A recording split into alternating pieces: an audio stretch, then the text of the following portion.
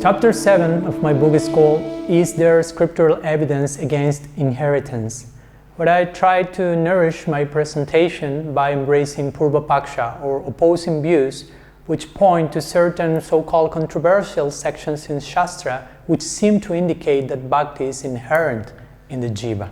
For example, one of them is the famous verse Nitya Siddha Krishna Prem, Sadhya Kabunaya, and so on in Chaitanya Charitamrita, which sometimes is described as love being in the hearts of every living being, although studied in detail, the verse will show that Krishna Prem is Nitya Siddha, which means eternally Nitya, existent in the hearts of the Nitya Siddhas, or eternally perfect in those hearts, and Prem descending out of its own accord in the heart of someone who is properly engaged in sadhana. And that's much more clear in the original verse in relation to which this verse is an explanation of, which is the definition of sadhana bhakti given by Rupa Goswami. Kriti sadhya bhavet sadhya bhavasat sadhana vida nitya siddhasya bhavasya prakatyam hridi sadhyata, where nitya siddha bhava is described as descending into the heart of the practitioner, and that bhava is composed of Sambit and Ladini Shakti, which, as we mentioned, are part of the Swarup Shakti, which is not inherent in the Jiva. So if we want to speak about inherent Prem, then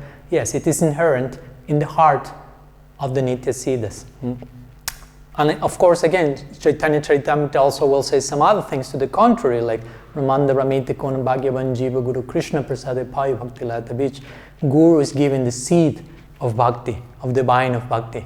The seed is not with us, like relating to the previous analogy I explained in previous clips.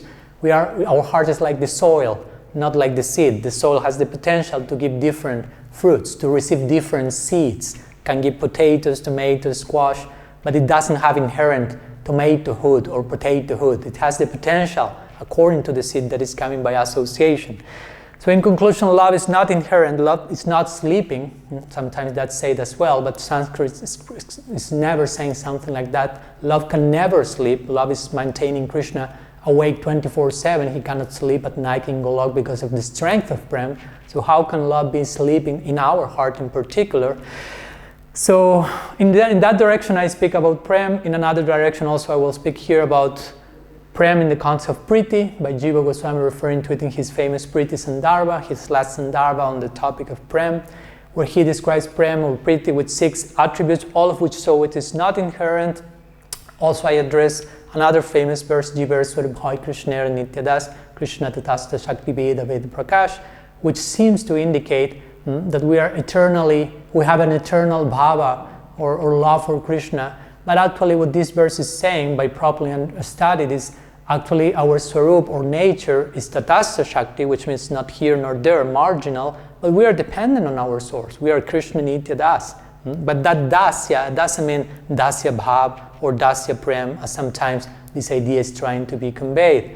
And sometimes another notion connected to that is the term Seshatva, which is mentioned by Jiva Goswami in his Paramatma Sandarbha, which also indicates our dependence on our source, Paramatma. And sometimes this is tried to connect with Dasatva, Seshatva, and Prema, but this is not like this, it's not described like that. And sometimes the case is made in this connection also because Jiva Goswami quotes in this section Jamatri Muni, a well-known acharya from the Sri Sampradaya, who seems to agree with Bhakti being inherent.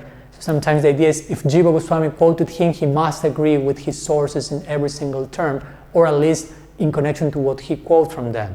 But this is not the fact. I will give him in this chapter many examples of our acharyas quoting from different sources just for utilitarian purposes. In a particular context, they want to use that example or list or concept. One other argument that I embrace in this chapter or that I address is the one of teleological inherence. When it is say, okay, Bhakti is inherent and bestowed at the same time because it is inherent teleologically, which means not physically in us, not etiologically, but teleologically, which means in terms of telos, of our ultimate aim or attainment, where we will find ultimate fulfillment, and that has to happen, and that is predetermined.